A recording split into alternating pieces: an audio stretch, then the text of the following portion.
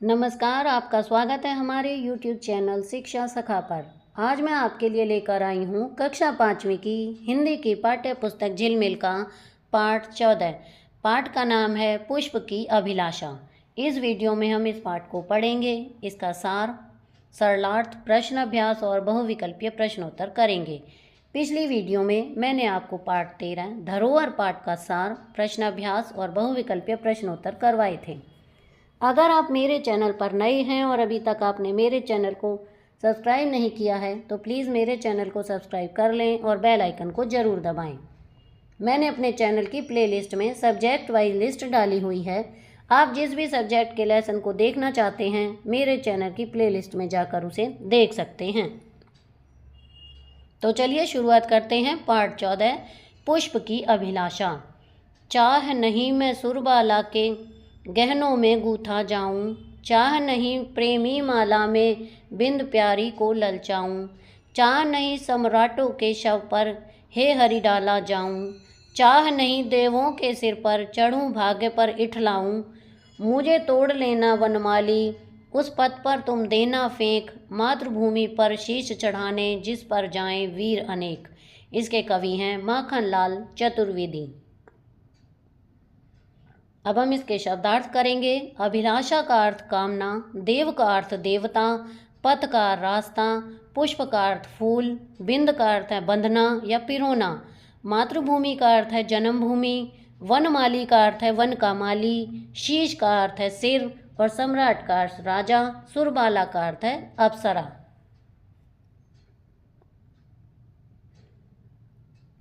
अब हम इसके सरलार्थ करेंगे। चाह नहीं मैं सुरबाला से लेकर जिस पथ पर जाएं वीर अनेक। तो सबसे पहले हम प्रसंग करेंगे। प्रस्तुत पद्यांश हमारी हिंदी की पाठ्य पुस्तक झिलमिल में संकलित कविता पुष्प की अभिलाषा से अवतरित है। इस कविता के रचयिता श्री माखनलाल चतुर्वेदी हैं। इस कविता में उन्होंने एक पुष्प की इच्छा को अभिव्यक्त किया है। पुष्प अपने आप को उस मार्ग पर नछावर करना चाहता है जिस पर वीर स्वतंत्रता सेनानी चलते हैं। सरलार्थ। इन पंक्तियों में उस फूल को एक फूल कहता है कि मेरी यह इच्छा नहीं है कि मैं किसी परी अथवा अप्सरा के आभूषण में गूंथा जाऊं। मेरी यह इच्छा भी नहीं है मैं किसी प्रेमी द्वारा माला के रूप में पिरोया जाऊं और उसकी प्रियतमा को आकर्षित करूं। वह कहता है कि हे ईश्वर, मेरी यह इच्छा भी नहीं है कि मैं राजाओं की लाशों पर उनके अंतिम संस्कार के समय डाला जाऊं। मेरी यह इच्छा भी नहीं है कि मैं देवताओं के सिर पर चढ़ूं और अपने भाग्य पर इतराऊं।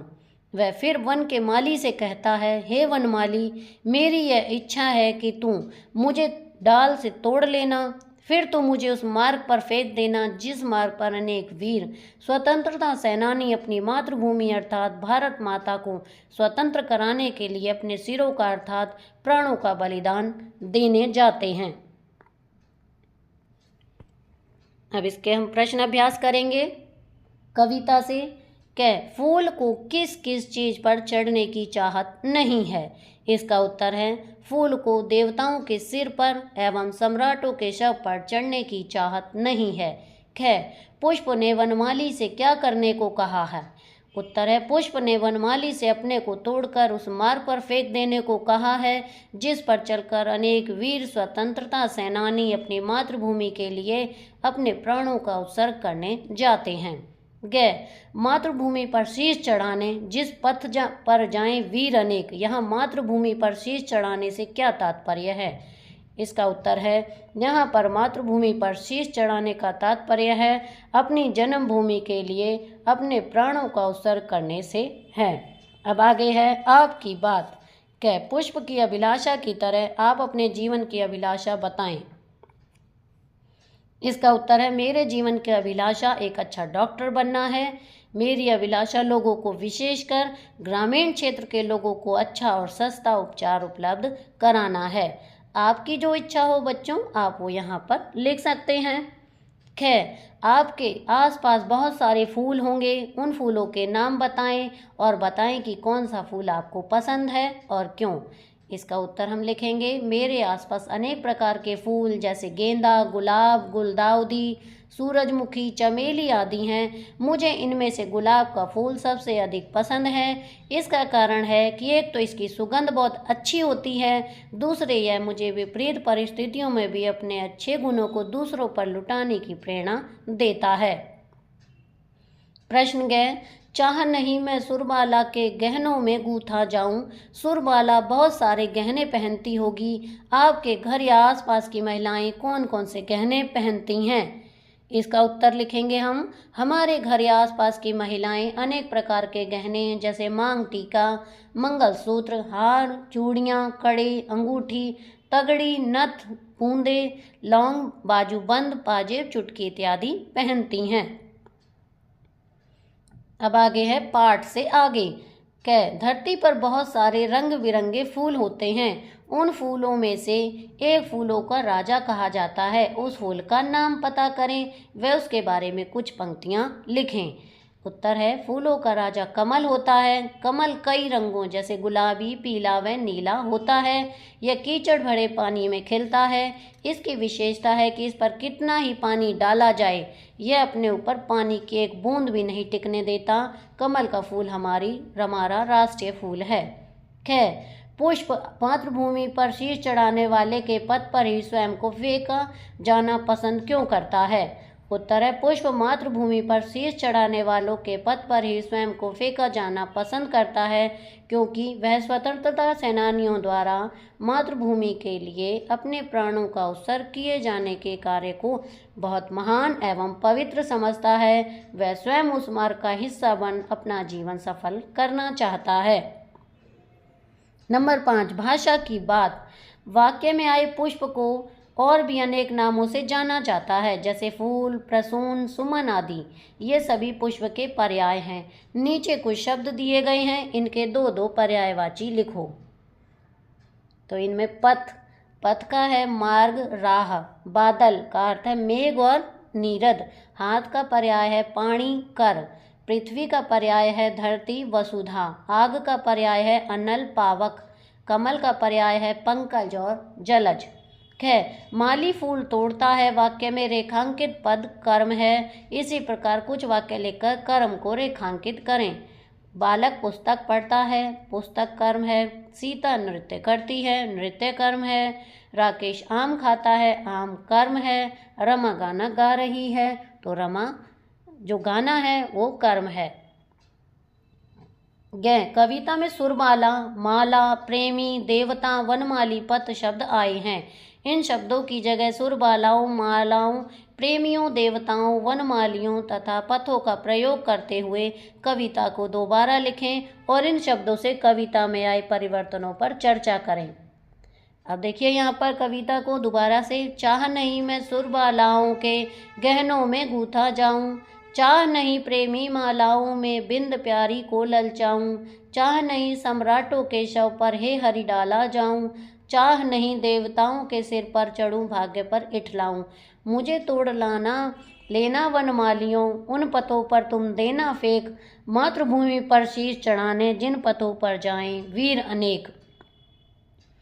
इन परिवर्तनों से कविता में कुछ स्थानों पर एक वचन की जगह बहुवचन अर्थ निकल रहा है, लेकिन कविता का मूल अर्थ मरता हुआ प्रतीत हो रहा है, क्योंकि बहुवचन शब्द कविता के अनेक अन्य एकवचन शब्दों के साथ तालमेल बैठा नहीं पा रहे हैं। यही नहीं, इस परिवर्तन से कविता का मूल छंद भी नष्ट भ्रष्ट हो गया है।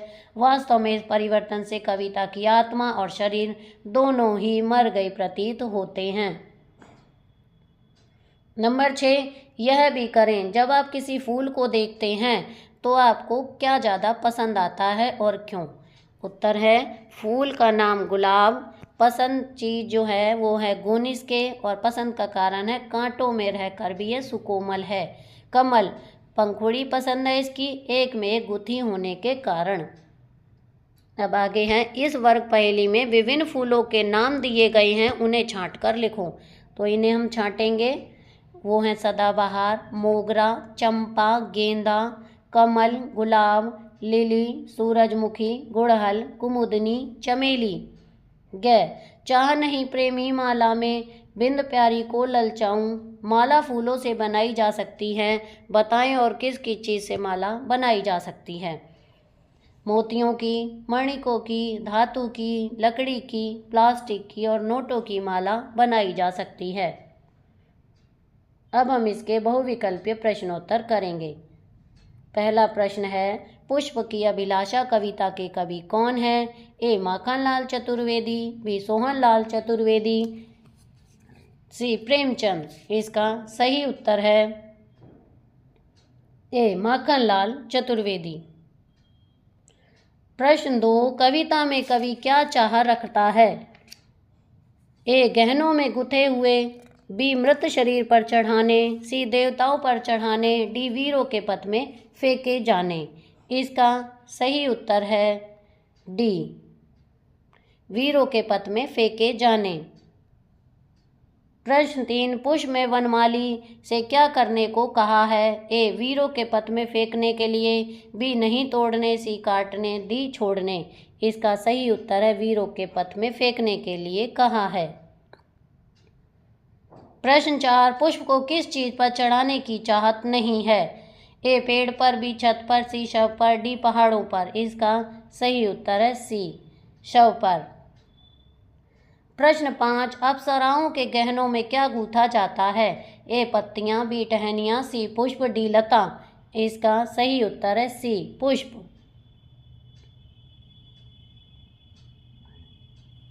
प्रश्न 6, पुष्प किस पथ पर फेंका जाना चाहता है? ए वीरों के पथ पर, बी देवताओं पर, सी शव पर।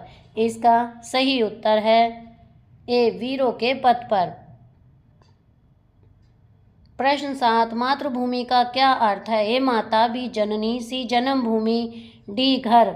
इसका सही उत्तर है सी, जन्मभूमि।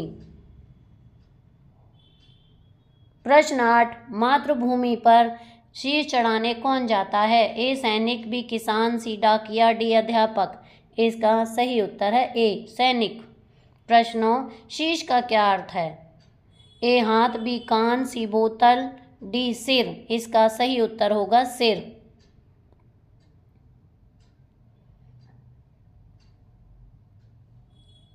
इसका सही उत्तर होगा सिर। प्रश्न 10, लड़का पुस्तक पढ़ता है, वाक्य में कर्ता कौन है? ए पुस्तक, बी लड़का, सी है, डी पढ़ता। इसका सही उत्तर है बी। प्रश्न 11, मैं आम खाता हूँ, वाक्य में कर्म बताओ। ए मैं, बी खाता, सी आम, डी केला। इसका सही उत्तर है बी, खाता हूँ। आगे है प्रश्न 12, बादल का पर्यायवाची शब्द है? ए गगन, बी पानी, सी जलज, डी जल। इसका सही उत्तर है सी, जलज। प्रश्न 13, हाथ का समानार्थी शब्द है? ए नग, बी पद, सी हस्त, डी हथेली। इसका सही उत्तर है सी, हस्त। प्रश्न 14, फूलों का राजा किसे कहा जाता है? ए कमल, बी गुलाब, सी गेंदा, डी सूरजमुखी। इसका सही उत्तर है ए, कमल। तो यहाँ पर हमारी ये वीडियो समाप्त होती है। अगली वीडियो में मैं आपको पाठ 15 बूढ़ी गेंद पाठ को पढ़ाऊंगी। इसका सार, प्रश्न अभ्यास और बहुविकल्पीय प्रश्नोत्तर करवाऊंगी।